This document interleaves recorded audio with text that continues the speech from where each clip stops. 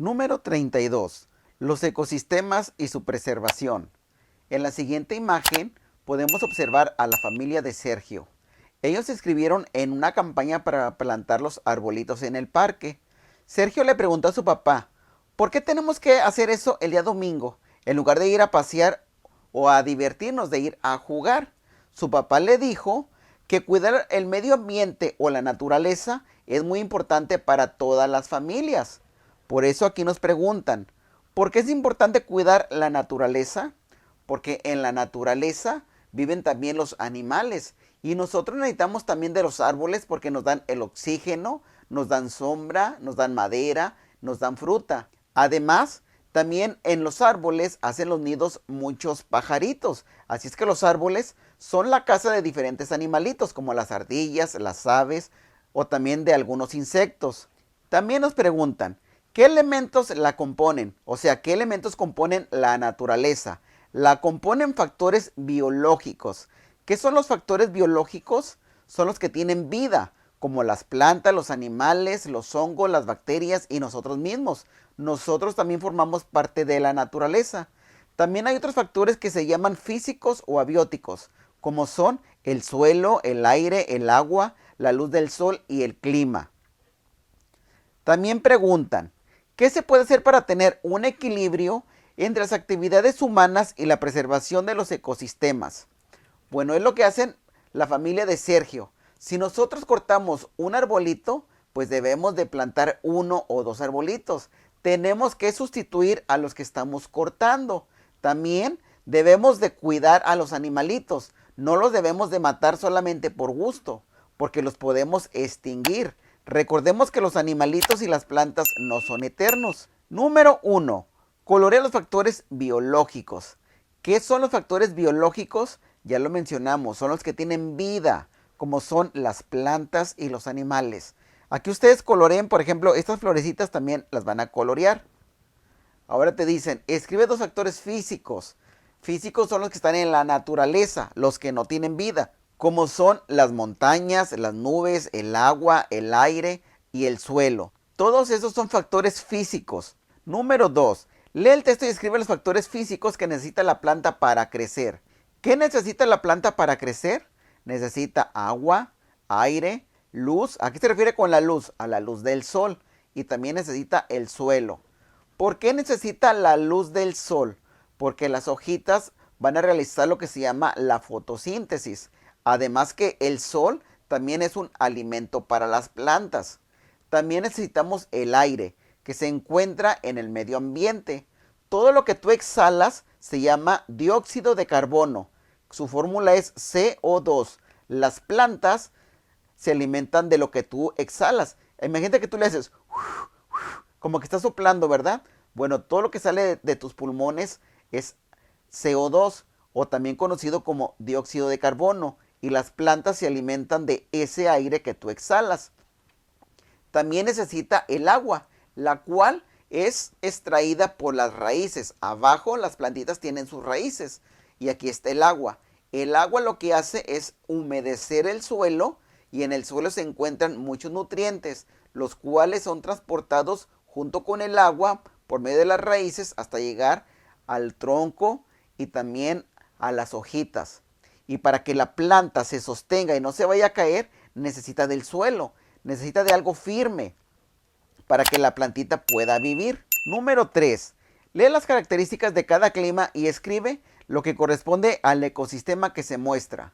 Del lado derecho podemos observar un ecosistema que está muy verde. A esto se le llama clima tropical. El primero dice, clima polar. Se caracteriza por temperaturas que no superan los 10 grados centígrados en ningún mes del año. O sea que son climas muy fríos. Aquí les puse una imagen donde está el oso polar. Este es un clima muy frío. Enseguida tenemos el clima seco. ¿Dónde encontramos el clima seco? Pues en un desierto. La temperatura media anual es superior a los 18 grados centígrados, con escasas o nula presencia de lluvias. O sea que en el desierto casi no llueve. Por eso está todo seco. Solamente podemos encontrar vida de cactus o de lagartijas y algunas arañas. El clima tropical es el que tenemos en esta imagen. Es una temperatura que supera los 18 grados centígrados y tiene lluvias constantes. Número 4. Explica en tu cuaderno por qué los factores físicos son importantes para el desarrollo de tu vida. Porque miren, el sol nos da luz y también nos da calor. El oxígeno lo necesitamos para respirar. Si no tenemos árboles, los árboles no nos van a dar oxígeno. Y si no tenemos oxígeno, pues vamos a morir porque no vamos a poder respirar. También necesitamos el agua para beber y el suelo para cosechar. Además, el suelo lo necesitamos para caminar, para transportarnos. Así es que ya saben, nosotros debemos de cuidar nuestra naturaleza, porque en ella se encuentran los ecosistemas. Y si nosotros, por ejemplo, deforestamos de más, nos vamos a quedar sin árboles. Y si no tenemos árboles, ya no vamos a tener madera, alimento, porque recuerden que los árboles nos dan fruta. Por eso siempre los debemos de cuidar y tener un equilibrio. En el punto número 5 nos dicen, pon una palomita a las imágenes en las que se observa un equilibrio entre las actividades humanas y los ecosistemas. O sea que no los dañemos. Aquí los niños solamente se van a divertir.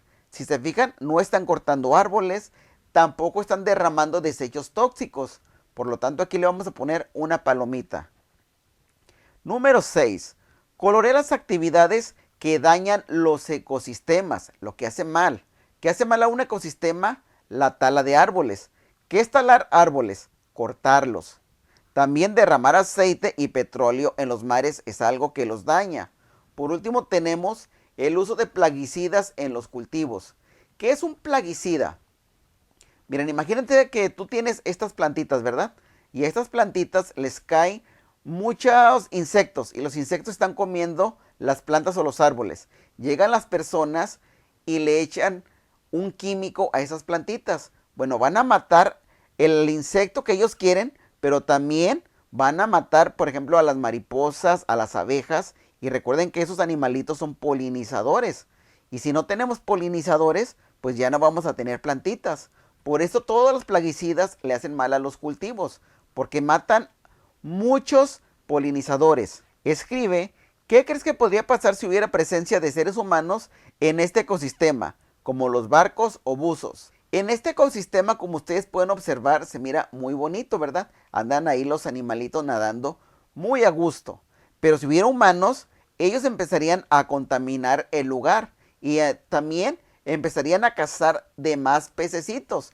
Y si ellos cazan en exceso esos pececitos, pues los pueden extinguir. Número 8. Escribe DS en la definición que corresponda a desarrollo sostenible.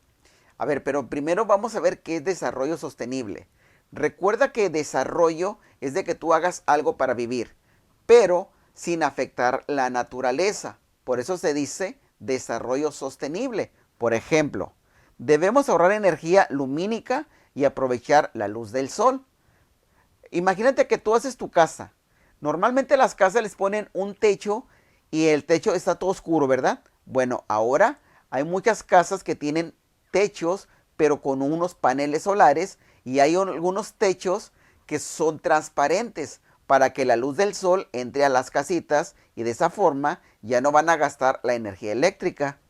También debemos de cambiar el tipo de energía administrada en el hogar. Como les dije, los paneles solares, por ejemplo, en los parques eólicos se aprovecha el viento porque las turbinas empiezan a girar, a girar, a girar y ese movimiento genera electricidad. También debemos desenchufar los electrodomésticos que no estén en uso. Imagínate que tú estás cargando un celular y dices, oye, el celular ya se cargó. Bueno, desconecta el celular, pero también desconecta el contacto, porque si tú el contacto lo dejas enchufado, por ahí hay fuga de electricidad. También debemos de alternar los medios de transporte. Si tú estás acostumbrado a siempre andar en un automóvil, pues ahora utiliza una motocicleta o una bicicleta para que contamines menos. Ahora sí vamos a ver cuáles son desarrollos sostenibles.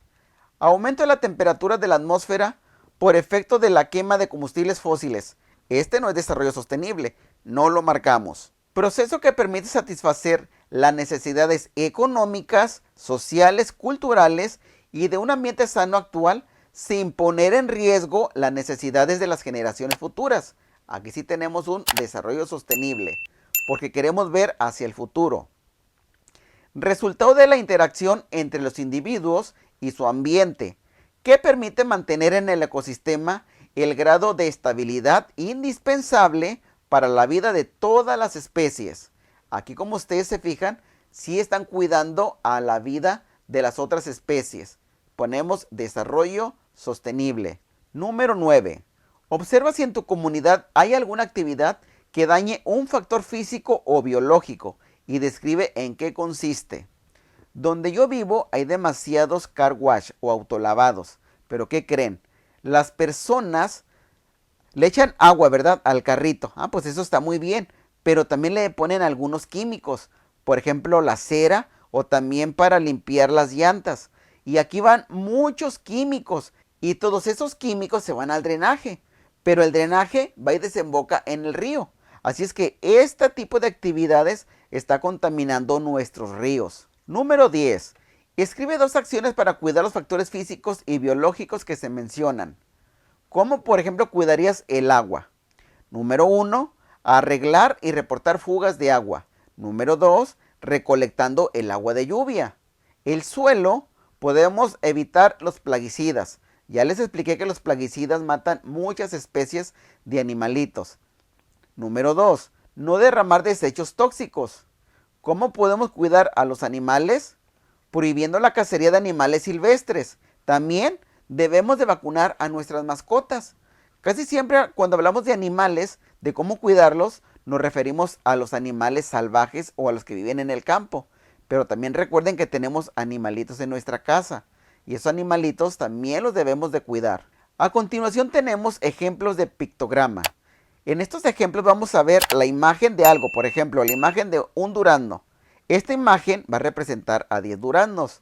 Nos dicen que el árbol 1 tiene 1, 2, 3, 4, 5 duraznos, ¿verdad? Tiene 5. Pero recuerden que cada uno representa a 10 duraznos. Quiere decir que aquí tendríamos 10, 20, 30, 40, 50.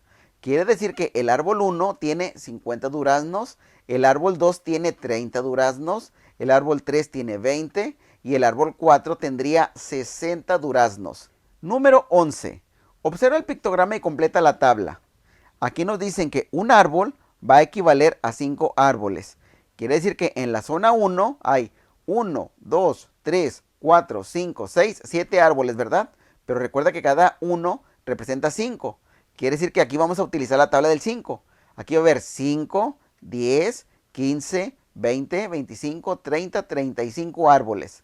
En el siguiente va a haber 25. En la zona 3 va a haber 20. En la zona 4 vamos a tener 30 árboles. Ahora sí vamos a completar la tabla.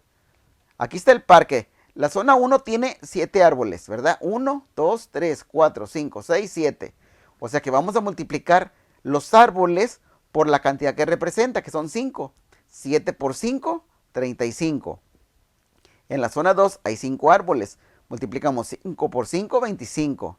En la zona 3 solamente hay 4. 4 por 5, 20. En la zona 4 hay 6 árboles. 6 por 5, 30. En total podemos contar los árboles. Hay 22 árboles. Por 5 son 110.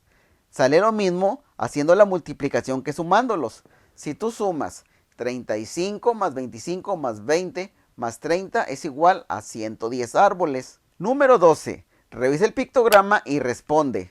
Aquí tenemos a un jaguar adulto, pero cada jaguar va a representar a 100 adultos. Un bebé jaguar va a representar a 50 crías. Nos preguntan, inciso A, ¿en qué país hay más jaguares? Recuerden que cada uno representa 100. Aquí lo vamos a poner de una vez. 100, 200, 300, 400, 500, 600, 700, 800.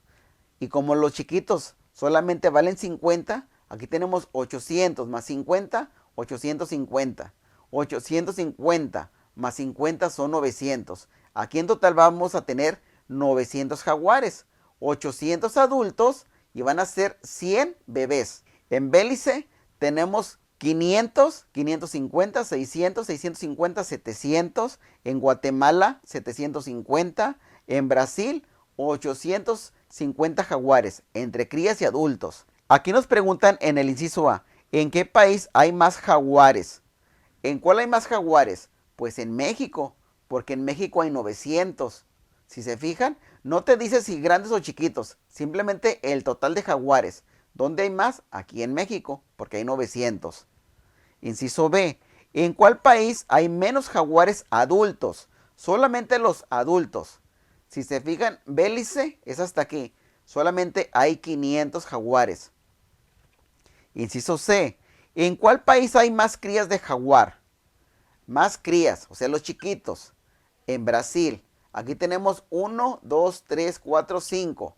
Tenemos 5, pero recuerden que cada uno representa 50. Si tú multiplicas 5 por 50 es igual a 250 crías. Aquí tenemos 50, 100, 150, 200, 250 jaguares bebés. Aquí solamente tendríamos 200, aquí 50 y aquí 100. Inciso D. ¿Cuál es la diferencia entre el número de jaguares adultos entre Brasil y México? Vamos a poner el que tiene más adultos. México tiene 800 o tiene 8, ¿verdad? Lo vamos a hacer solamente con el número de jaguares. Aquí hay 8. El México tiene 8 y Brasil solamente tiene 6. Si tú restas 8 menos 6 es igual a 2. Pero recuerda que cada uno vale 100. Por eso multiplicamos 2 por 100 es igual a 200. Hay una diferencia de 200 jaguares. Inciso E. ¿Cuántas crías de jaguar de diferencia hay entre Guatemala y Belice? A ver, el que tiene más es Belice. Tiene 4 y Guatemala solamente tiene 1. Restamos 4 menos 1 es igual a 3. Ahora multiplicamos 3 por el número que representan las crías, que son 50. 3 por 50 es igual a 150 crías de jaguar. Número 14. Colorea la gota de agua de acuerdo con lo que aprendiste en la secuencia. De color verde si aprendiste mucho, amarillo si fue suficiente y en rojo puedo mejorar. Describo la importancia de los factores físicos y su relación con los seres vivos. Como es mucho, lo ponemos en verde. Reconozco las condiciones en que se encuentran los factores físicos de mi comunidad. Como ya sabemos mucho sobre eso, lo ponemos en color verde. Represento e interpreto pictogramas. Como ya aprendimos, lo ponemos en color verde.